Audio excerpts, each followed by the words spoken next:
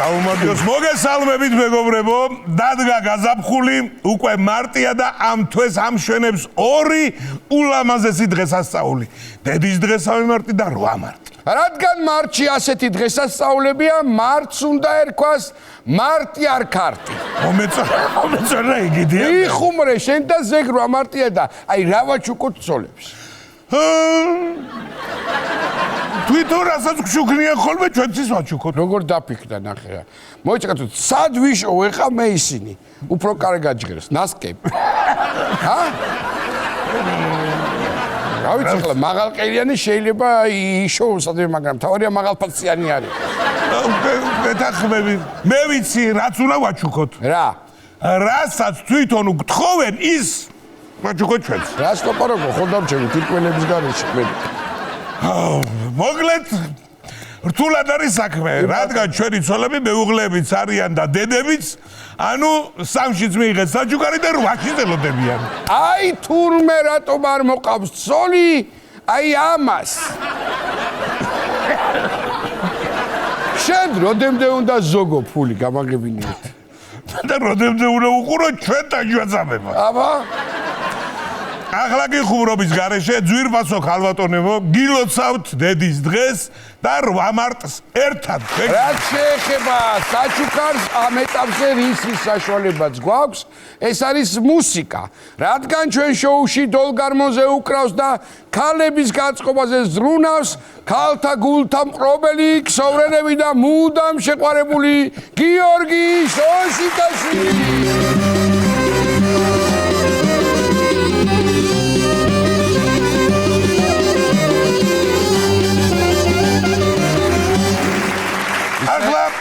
ქალთა გულთა მყროფელები რო გადავხედე, კი ასია. განსაკუთრებით უკადარიგებს.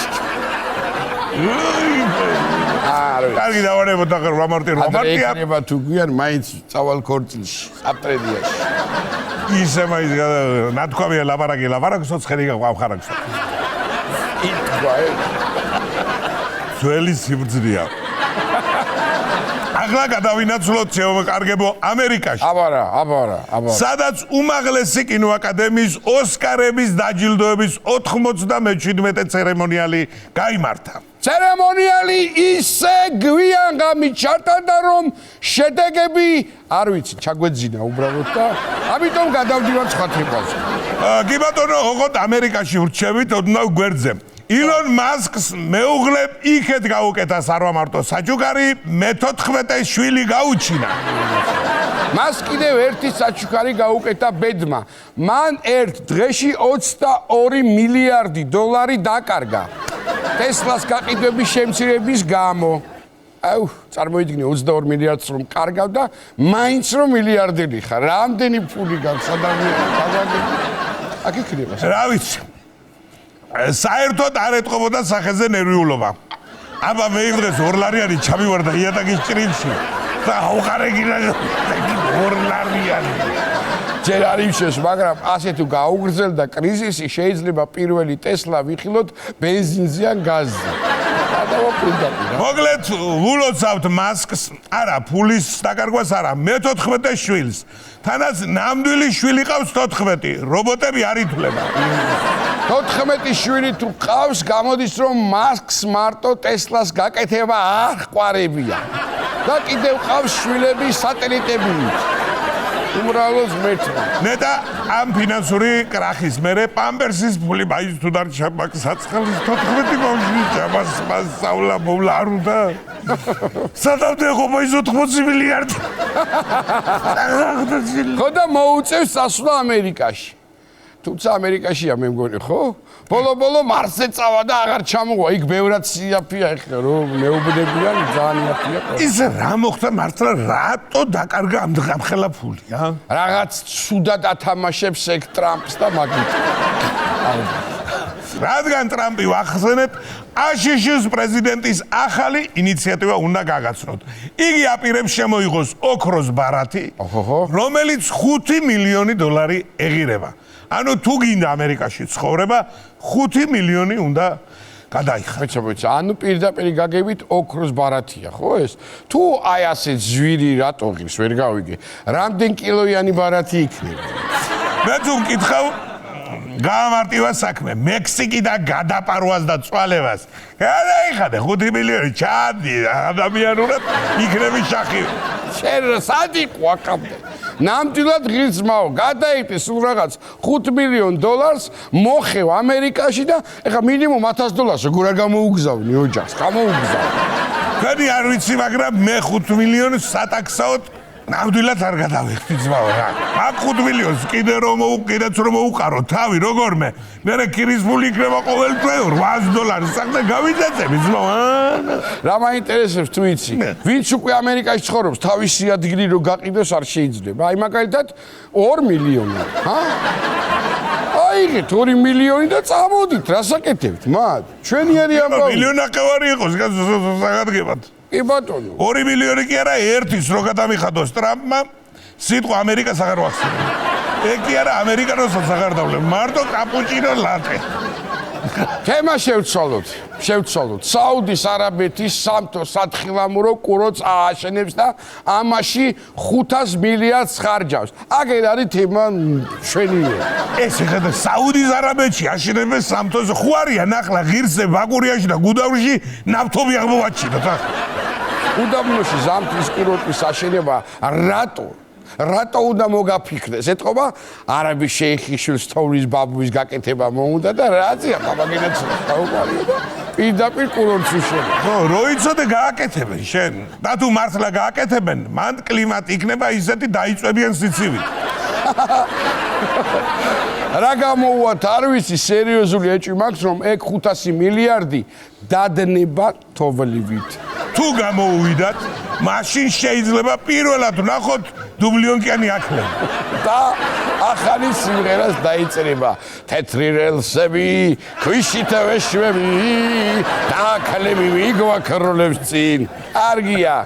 მე მგონი ამ ცოდვილ დედამიწაზე მარტო ღარიბებს არ უჭირთ. დიდრებსაც უჭირთ. ოღონდ განსხვავება ისა, რომ ღარიბებმა არ იციან ფულის ადიშოვონ და დიდრებმა ფულის აწაიღონ. აი შენ რომ მქონდეს 500 მილიარდი რას იზავდი? მე? კაი სუპრას ვიგიზრდეთ რა. ისე რა სუპრა გამოდგა 500 მილიარდია, აი სუპრა ვახსენეთ და დანიაში გაქვთ უფლება არ გადაიხადოთ რესტორანში. თუ თავს არ გრძნობ დანაყრებულად, ხვდებით ხო? აქვე გეტყვით რომ მე მაგ რესტორანში შესვლამდე წინასწარ ვიცი რომ თავს ვიგრძნობ მშიერი ყოველთვის.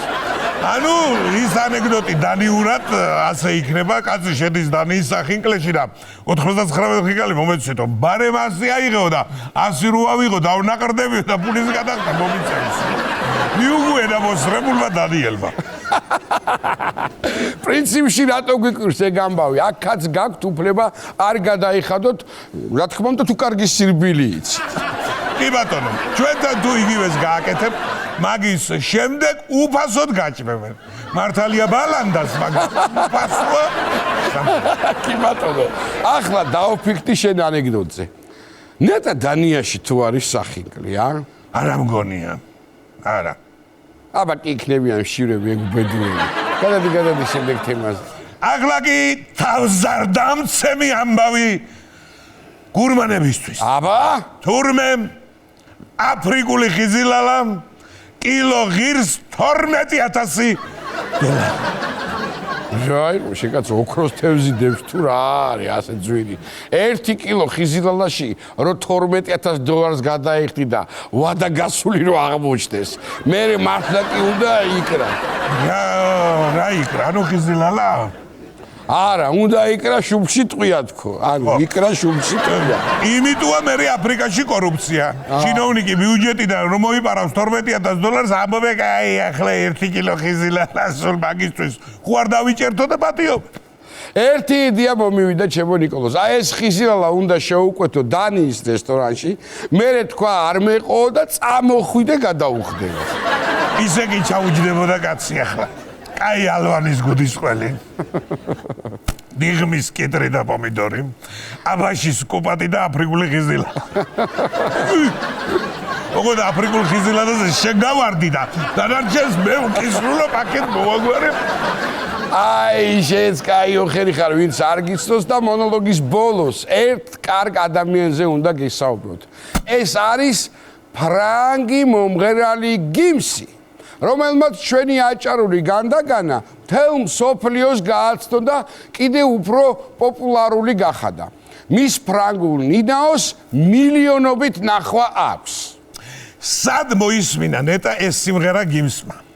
ალბათ ბათუმში ისვენებდა და იქ არა, ბათუმში რომ დაესვენა, მაია მულატკას და მაჯანჯას გააკეთებდა. არ არის ნამყოფი. არა, ისე მართლა ყოფილა ბათუმში, აჭარული ხაჭაპური შეუკვეთია და სანამ მოუტანეს ცეკვას დაუდგა და სიმღერაც უსწავლია აჭარულად. ძინგარია რა გინდა რასეთში, მაგრამ ერთი პრობლემაც გაჩნდა. გიმსმა ისე ბუნებრივად მოირგო აჭარული, რომ აი ახლა დასამტკიცებელი გვაქვს, რომ ნამდვილად ჩვენია. აბა, ეკერა. ფრანგებმა თურმე მოფერებით ხულოელი სულეიმანად შეარქვა. და ახლა გვარის გადაკეთებაზე ფიქრობს. იმ დღეს უკითხავს, როგორ ჟღერს აბა ერთი მომი გიმსი კონცელიძეო. გიმსი კონცელიძე, კარგია. თვითონ გიმსმა განაცხადა, ჩემი პოპულარობა ისე გაზარდა ამ სიმღერამ, რომ გიდივირიე ჯო და ხო და ისე შეუყვარდა თურმე აჭარა, პირველ ტურნეს რომ დაარქვა ნინაო, მეორე ტურნეს აბა სიმინდი ასე არქმევს მეორეს. ხო. მოკლედ მართლა იმდენი ნახვები აქვს ამ აჭარულს, სოფლიო ვარსკვლავები დაინტერესდნენ და არაა გამორიცხული Snoop Dogg-მა ცანგალა და გოგონა გააკეთოს. შეგედაცვალე, კარგი იქნება. სანამ უცხოელი არტისტები ჩვენს მელოდიებს იტაცებენ, მანამდე შეგახსენებთ, რომ ჩვენ შოუში დოლგარმონზე უკრავს და KB-ს განწყობაზე გვაყენებს ქსოვრელები და ჟორჟი შოშიტაშვილი.